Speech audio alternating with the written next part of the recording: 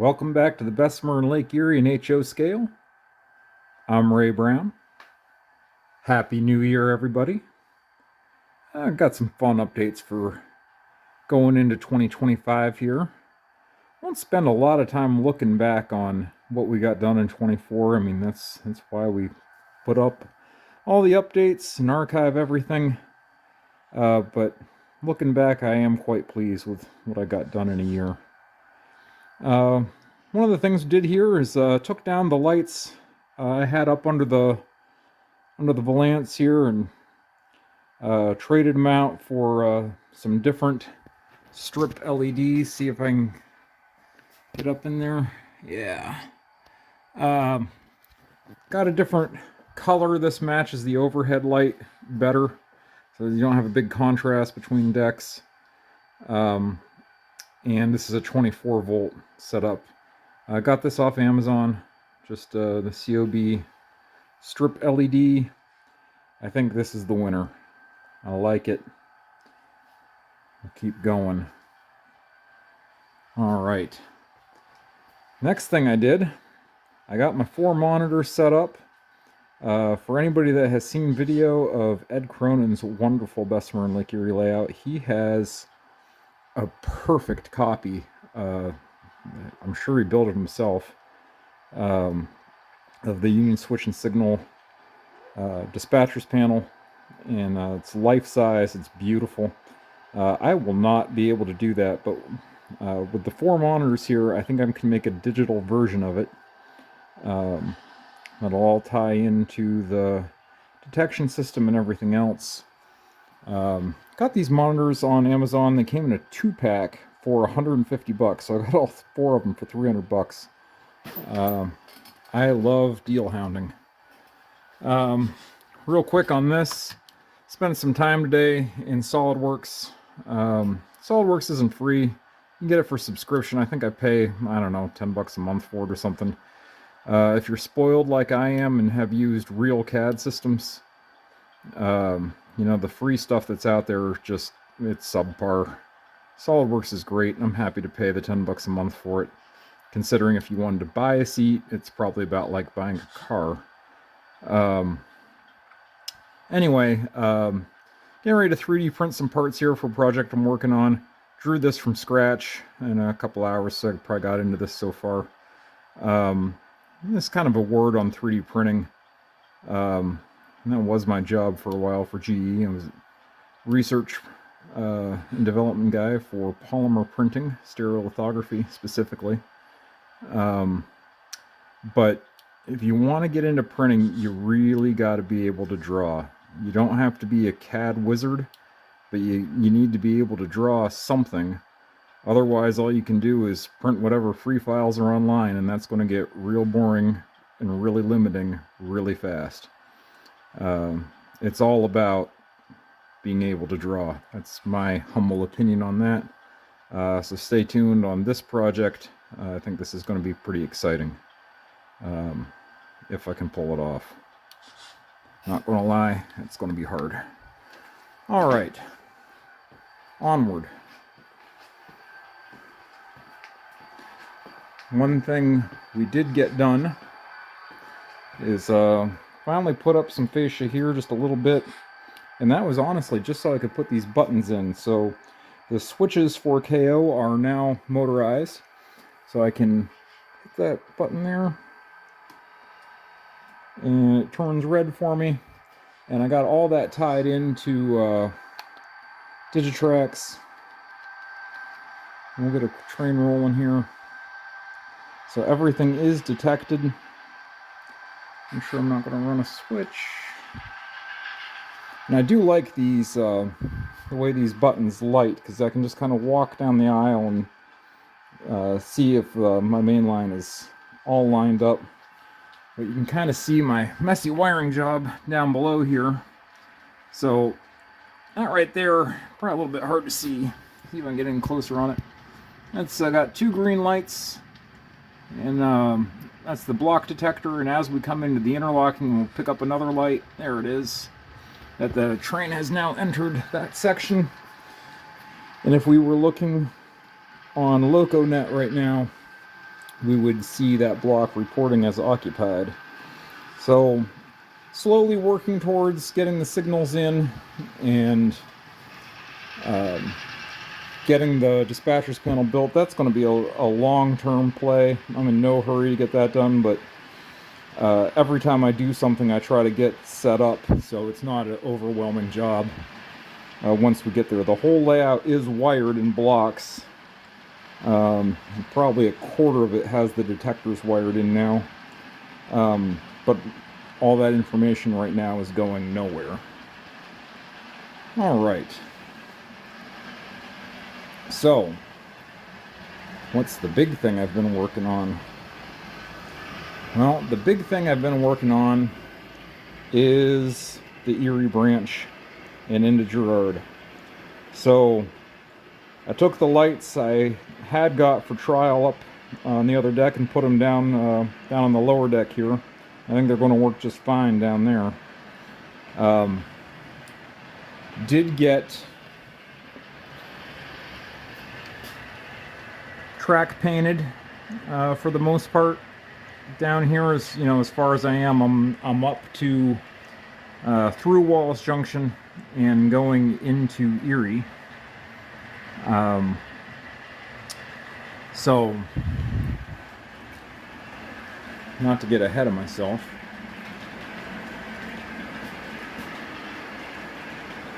northbound coal train here.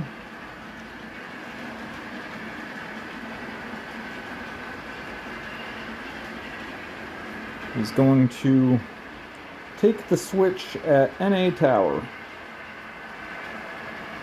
You modern Bessemer guys probably know as CE.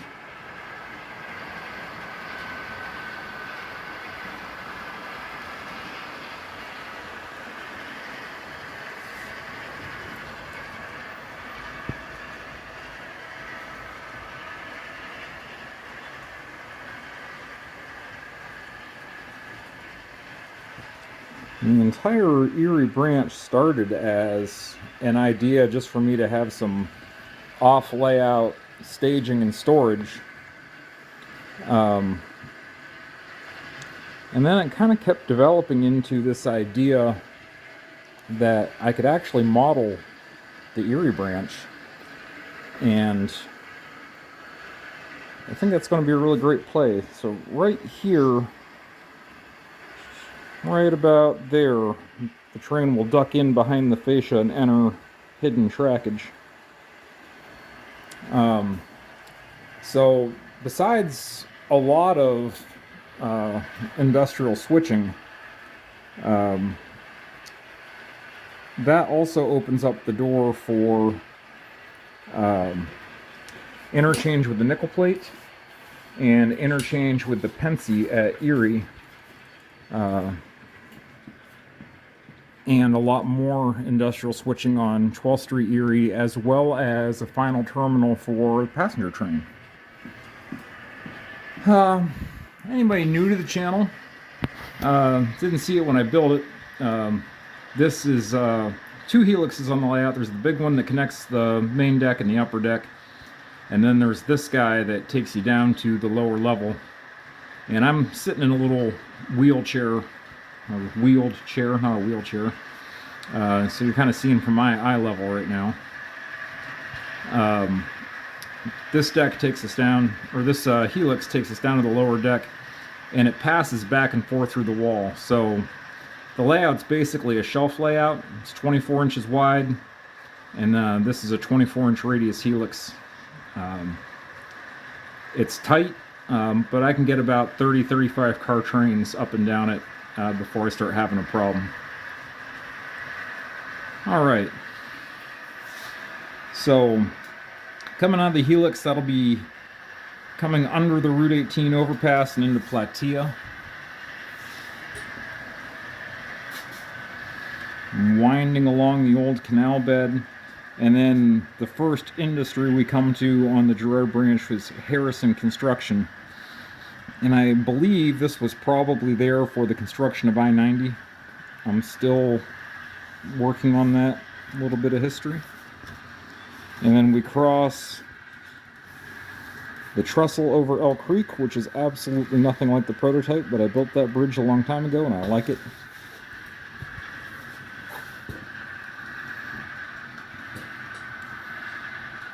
The Yellow House, which is a famous local landmark. We'll see the back of it in this scene. And then coming into Girard, we'll cross Main Street Girard past the hotel. Hotel was just leveled here last year. And the depot at Vine Street, we got a track there for some freight. The Girard Wrench Factory,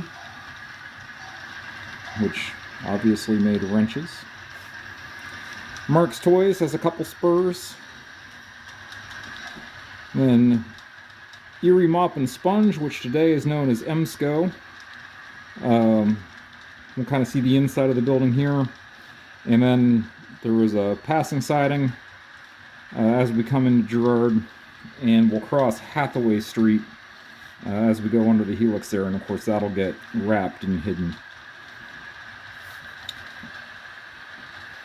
And coming further down the line here, we passed the Girard Coal Company, was along Haggerty Street. Got the tipple there. And just the way the tracks do in real life, we'll go downhill and to our right and come along the nickel plate main.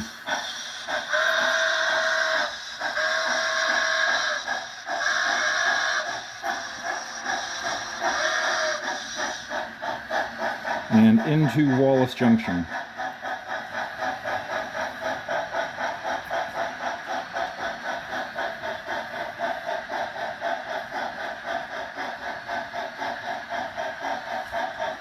Now all the track down here in Wallace Junction is old Atlas Code 100 track that came from my buddy Austin Aller's layout out in Missouri. Bought all this off of him pretty cheap and rehabbed it all a little bit, put it all in place, got it all down here, glued onto the foam, and trying to give it a little bit of a second lease on life. It's going to work real good. And granted, it doesn't look the best, but down here on the lower level, you know, you can't hardly see it anyway. All right. So, kind of what ops might look like eventually. So, you can kind of see this will be the end of Wallace. So, the Bessemer main line would end here and join the nickel plate. So, that's the nickel plate main, and then Wallace siding is a siding still there in Norfolk Southern today. So, maybe we could drop this loaded train, exchange it for those empties, the nickel plate takes it back. We could exchange cars like that. It could be mixed freight for, you know, other points on the railroad. And then the nickel plate main will go through this way. I'll have some sort of view block here. So who knows what happens to the nickel plate main after that. And then as the track starts coming back this way and out into here, this will be 12th Street, Erie, with a lot of industry.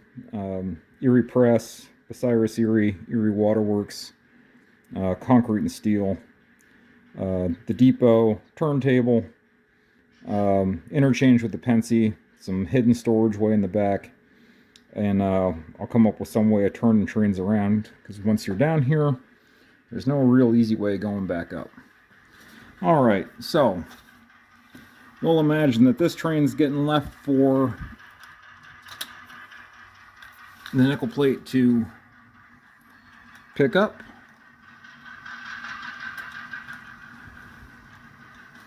These are number 8s.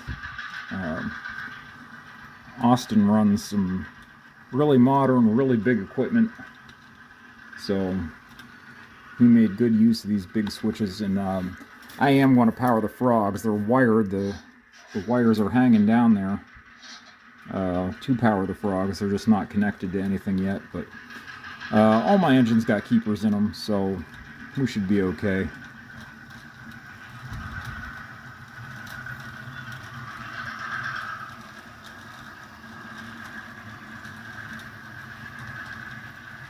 think having this setup is going to be a real add to operation for the layout, especially you know, making it where there's a lot more to the layout than just moving coal and iron ore. This gets to be a lot of other traffic.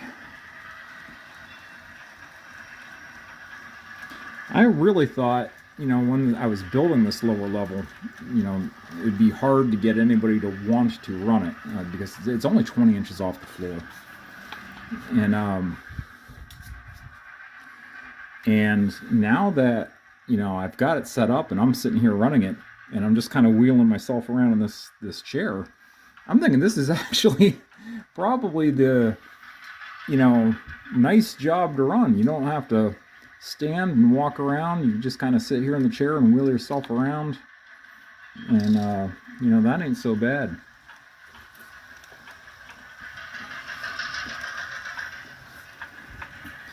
Of course, all the switches down here are hand throw.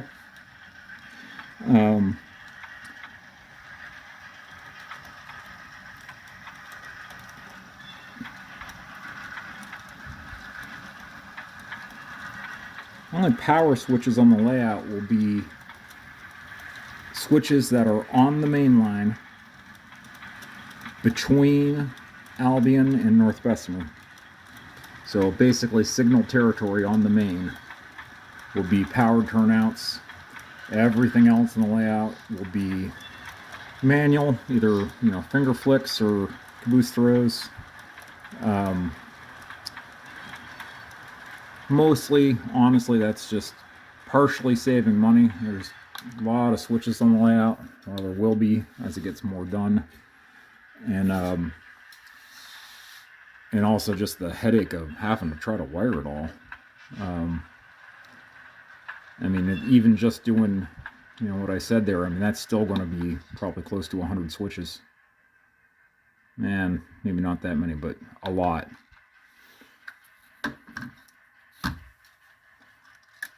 All right, we've got our cabin. We're not going to worry about the turnouts because we're in yard limits down here. So we're just going to head back out of town. Don't know why this coal train didn't get out of the way while we were working. They're maybe gone to beans. But I think the local here will probably originate right here in the Albion B yard. The power will probably sit in the roundhouse at Albion. You know, pick up your cars, come down here, and basically work this as a turn. And then I think the Erie job will be separate from that yet.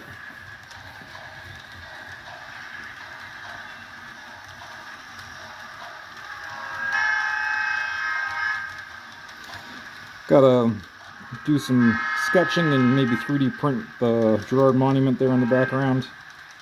I think I'm just going to do like one half of it, make the road go around it just like it does.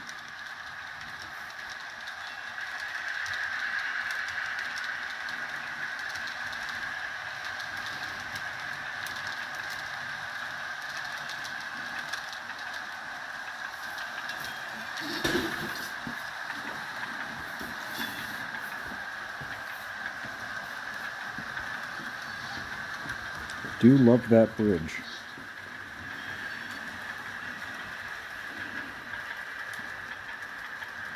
So if anybody knows anything about Harrison Construction, Google tells me that they're a big highway construction, you know, outfit, and it's right next to, well, where it was is right next to I-90, and that makes me think that maybe that's what it was. The only reference I have to it is from an old timetable. And use the mile markers in it to figure out where it was. But unless I can find any more information on it, I'm just going to set it up as this construction yard like they were getting ready to build the interstate. And, you know, that'll put a little cement tower there so we could shove covered hoppers in there. And then, you know, maybe something where they could offload I-beams or bulldozer or So, I mean, it might be some fun traffic, you know, by the time we get, you know, you could get flat cars, you could get gons, you could get box cars, maybe lumber loads for cribbing. I mean, that could take all kinds of stuff. It would be a really interesting industry.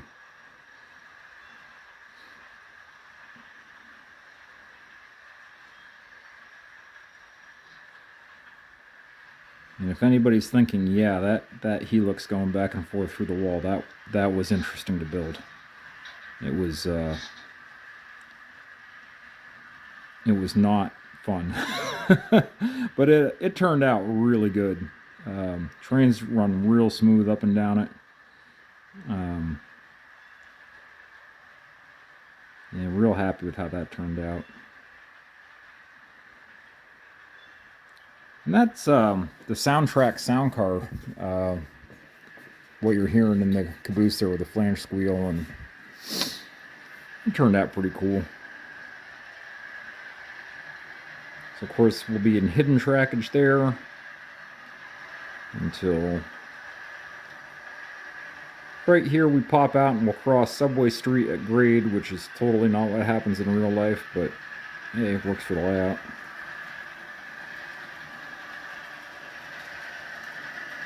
Real happy with that kit I found for the hotel. It was like a Pola kit. It was supposed to be a school. I just cut a floor off of it.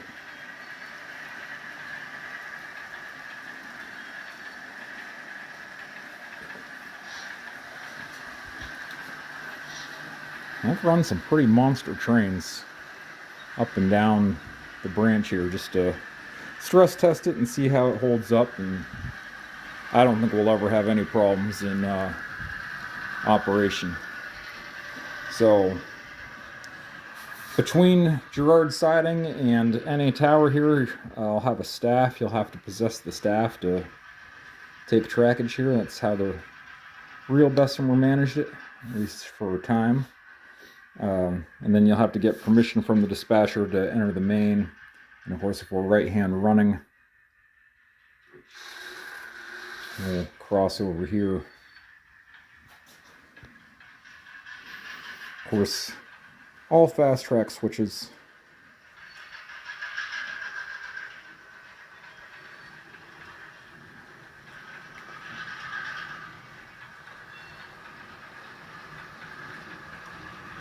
Always very pleased with how smooth things roll through fast track stuff.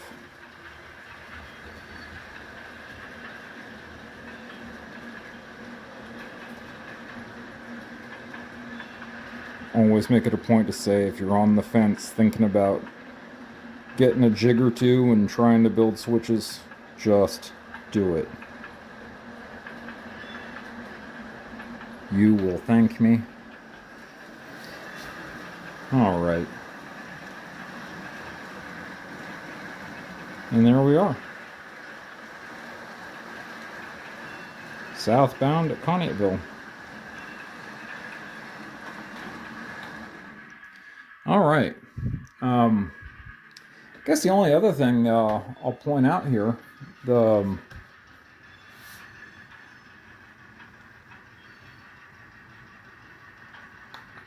did find one other kit I'm really excited about.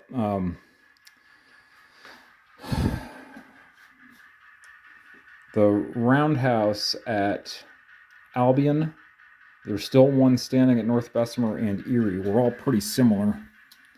And I did find this kit from Kirby. So turntable's going to sit there. It's just a 90 footer. And then roundhouse is going to kind of sit in here like so. Somewhere in there. And the kit is almost perfect. I think it's out of production.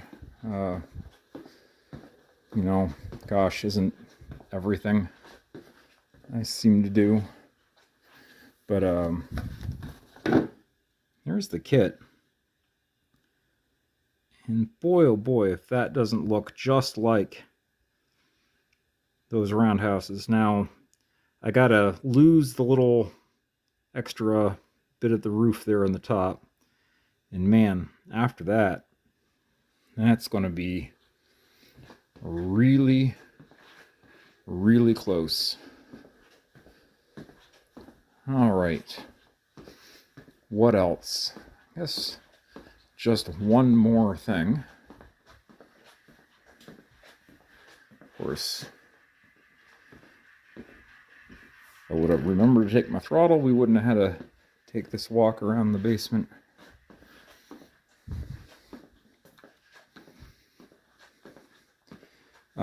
I did complete my T-3 lash up.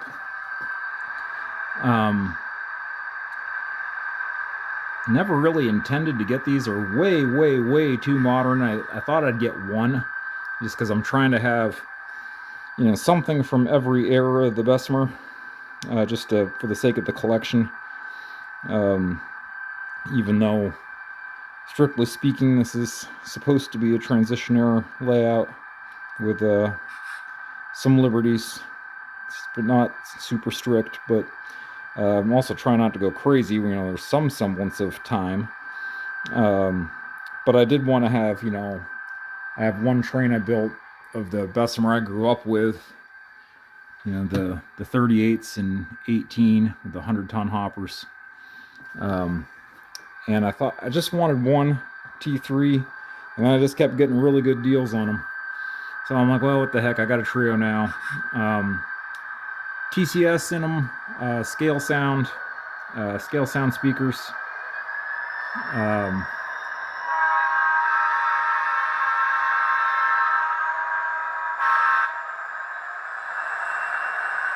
Pretty happy. They run real good.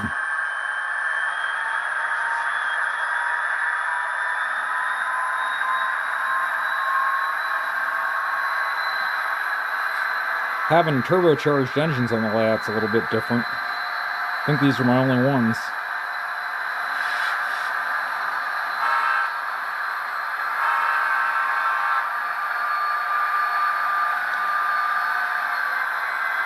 And of course, I got it pulling a train they would have never seen. But hey, it's model railroading. All right. Well, again, Happy New Year, everybody. Hope everybody celebrated safely and enjoyed the holiday. Hopefully everybody got some good time off work. Lots to do.